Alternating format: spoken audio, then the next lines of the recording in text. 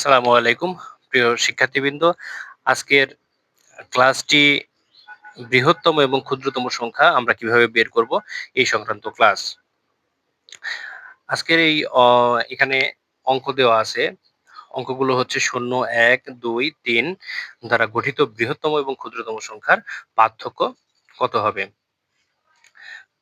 প্রিয় শিক্ষার্থীবৃন্দ, এখানে 0, 1, 2, 3 এই চারটি অঙ্ক দ্বারা প্রথম বৃহত্তম যে সংখ্যাটি তৈরি হবে সেটি হচ্ছে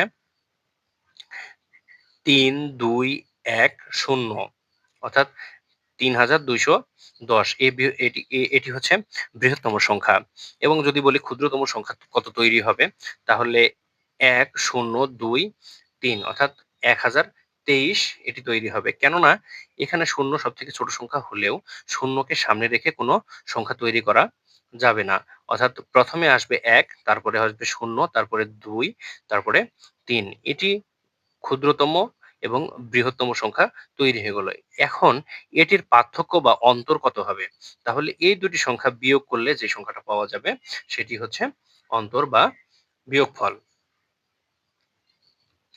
প্রিয় শিক্ষার্থীবৃন্দ, এখানে আরো একটি গুরুত্বপূর্ণ অঙ্ক দেওয়া হলো এবং সমাধান দেওয়া হলো। 5 অঙ্কের ক্ষুদ্রতম ও 4 অঙ্কের বৃহত্তম সংখ্যার অন্তর কত হবে? এটি 29তম বিসিএস এ এসেছে।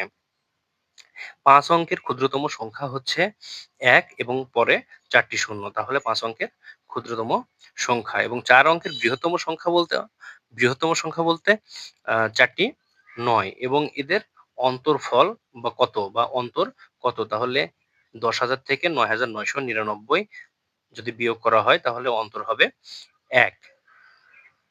প্রিয় শিক্ষার্থীবৃন্দ, এখানে গুরুত্বপূর্ণ আরো একটি অঙ্ক দেওয়া হলো। 3 অঙ্কের খুব বৃহত্তম এবং ক্ষুদ্রতম সংখ্যা কত? সংখ্যার পার্থক্য কত হবে? তাহলে 3 অঙ্কের ক্ষুদ্রতম এবং বৃহত্তম সংখ্যার পার্থক্য কত হবে? বাংলাদেশ রেলওয়ে উপসহকারী প্রকৌশলী 2016 সালের পরীক্ষায় এই অঙ্কটি এসেছে। প্রিয় শিক্ষার্থীবৃন্দ, এই অঙ্কটি আপনারা করার চেষ্টা করবেন এবং উত্তরটি কমেন্টে জানিয়ে দিবেন। আশা করি আপনাদের এই এই অঙ্কটি ভালো লেগেছে ইনশাআল্লাহ।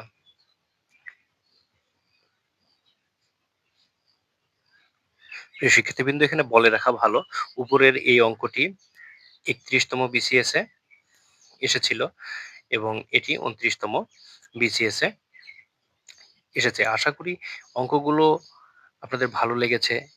আপনাদের কেমন লাগছে সেটি কমেন্ট অপশনে জানাবেন। লাইক শেয়ার দিয়ে আমাদের পাশে থাকবেন। আশা করি